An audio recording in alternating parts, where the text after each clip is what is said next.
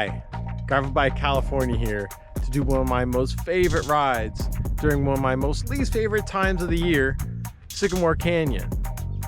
We're here at the edge of the Santa Monica Mountains, actually in Ventura County. There's a lot of options inside of Point Mugu State Park, but today we're gonna go a little beyond that and do a little single track to start off.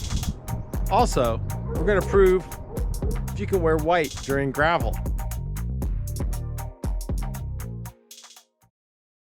We headed east on Potrero, which clearly delineates the urban to no urban. You quickly exit up a service road and keep your eyes out on the left for the trailhead.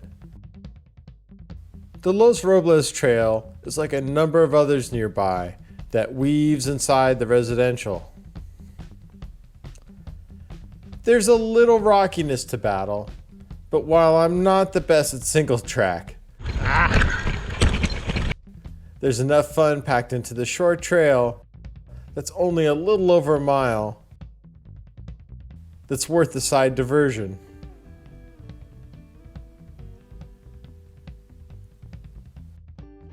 You've got to be a little cautious towards the end, but it's a fun little warm-up to kick off the day.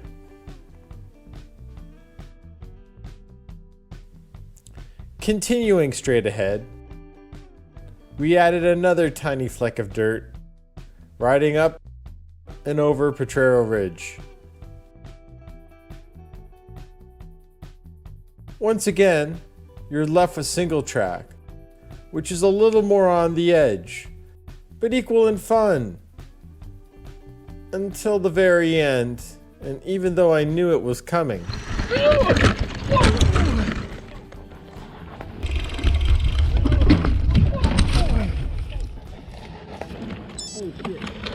That could have been worse.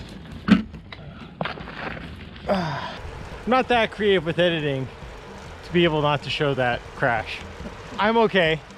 I was anticipating to dismount, but unfortunately I had to dismount earlier than I thought.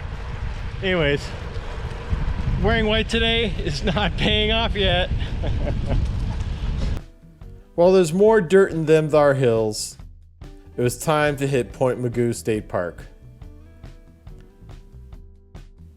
Near the entrance of the park, past the visitor center, where there's water, bathrooms, and hopefully for my sake, first aid. You get a great John Ford view of the Boney Mountains as a backdrop. If I were hiking, I'd definitely stop for the gram, but I'm too eager to dip into Big Sycamore Canyon. Sure, it's a lot of fun going down, but I've done it enough to hold back my enjoyment. It's kind of nice. We're still about 7 miles away from the beach, but there is a temperature dip. Also, it's a little paved here at the start, which will be nice on your way out, because no one's going to want to do that climb after all these miles. Less than a mile after the grade settles down, we typically veer off onto Ranch Center Road as a way back towards the Wood Canyon Trail. But today, we avoided the climb and turned off for a treat, connecting onto the Sin Nombre Trail. I'll say it again, I'm not the best at single track, and Lord knows how much I avoid it. But this section of trail, which leads into Two Foxes, is a can't miss. Riding it in either direction is a big payoff. And it's an upgrade of joy over the already pleasant and parallel Big Sycamore Canyon. While it's easy to get caught up in this whirlwind of fun, a reminder in reality that you may come across the occasional rattler. The acrobatics abruptly dead ends into the backside of the Wood Canyon Trail, It's a benign climb to start and enjoy the shade while it's here. Most importantly, take the right at the T, as I shouldn't have to explain to you why you should avoid something called Hell Hill to the left. You'll spin just long enough to notice there's a creek just off to the right. But within moments, you'll find the turnoff to Guadalasca. As you can see, Guadalasca is a single track, a little bit rocky. It's going to get a little rougher on us, but that's a fun way to make it up. Oh, here we go.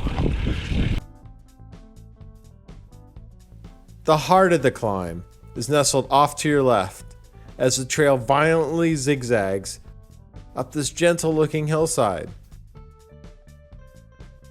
which apparently these guys thought we couldn't handle. You got the wrong bike for this trail, guys. Yeah, right. After a couple of dips that do nothing to help you ramp up, get ready for the grind, as you'll be out of gear soon. What I love about Guadalasca is that you can't let up, but it's just below going into the red zone the entire way. There's a lot of mountain bikers coming down who are all on the gracious side, sharing this narrow space.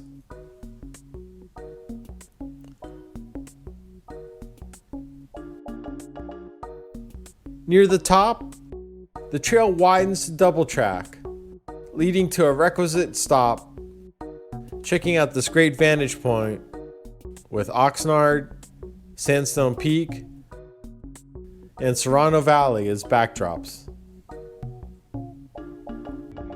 Awesome. Technical, steep, loose, but fun, great switchbacks, and doable on a gravel bike if you got the motor. It was about 2.5 miles of climbing that. After the insult from the mountain bikers, I think we were pretty attuned to getting up here as quick as possible. From here, we're about another mile of downhill where we connect with the Overlook Trail and Backbone. Beat the heat. The descent off the top isn't the steepest, but you want to take a little care if you're not comfortable with some loose conditions.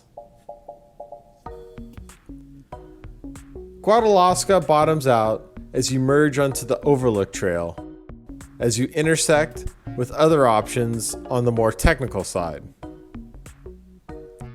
The climb is short, with the inviting yet overgrown La Jolla Valley Nature Preserve to the west. The Pacific. One of my favorite oceans here in California. Right ahead of us is the Backbone Trail. 67-mile trail, which we've covered before. Yeah. Unfortunately, the last 3 miles here, not for biking. Technically, we are on the Backbone Trail and the Overlook Trail at the same time. We're just going to continue down, back into Big Sycamore Canyon.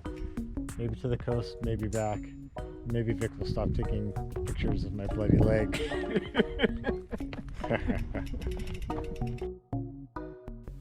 Changing your outlook, this descent is one of the best, with these wide sweeping curves that make you wish every road was engineered like this. It's very easy to get caught up in this blissful mindset.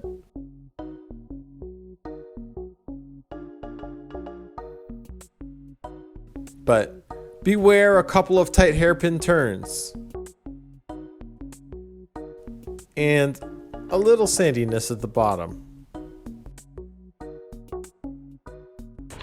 We're back onto Big Sycamore Canyon. Lower section is dirt, pretty flat, so if you're a newbie, this is a fun way to say, hey, I just started gravel and I got in an awesome ride. One thing that I'm not too sure about, which you do get unexpectedly during the summer, is still some creek crossings. We'll see. Vic says no. This August might be a little too late for water flow, but we've seen it in late July before, so I'm not talking gibberish. It's unusual to find this much open space in a canyon, that I'm always glad that we have a state park here instead of cul-de-sacs and tract housing.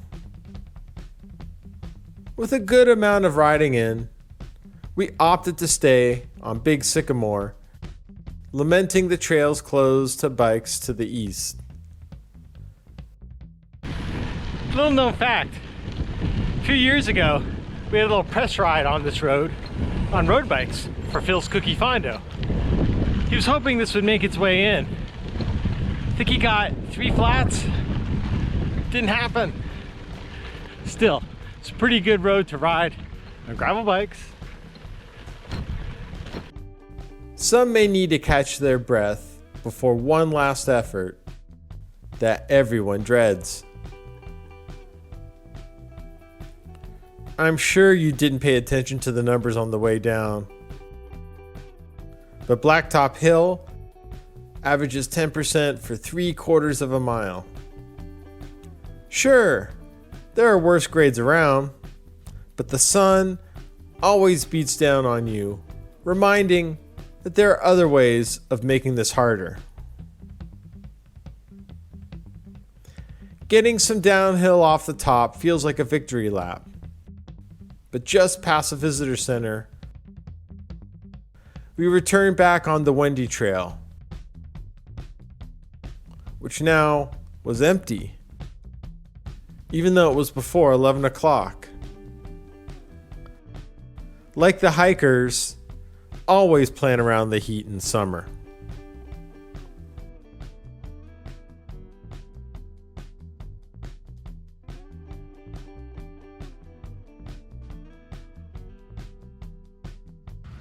Only 27 miles, but Big Sycamore Canyon sure does pack a punch.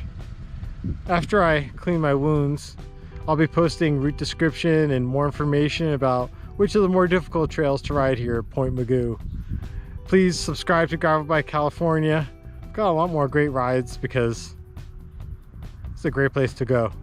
Anyways, see you on the road, or gravel.